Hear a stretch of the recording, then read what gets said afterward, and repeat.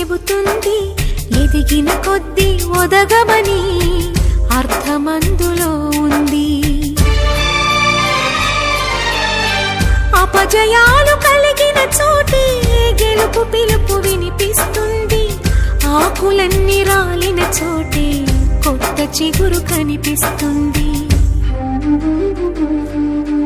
మౌనంగానే ఎదగమని మొక్క నీకు చెబుతుంది, ఎదిగిన కొద్దీ ఒదగమని అర్థమందులో ఉంది. అపజయాలు కలిగిన చోటే గెలుపు పిలుపు వినిపిస్తుంది, ఆకులన్నీ రాలిన చోటే కొత్త చిగురు కనిపిస్తుంది.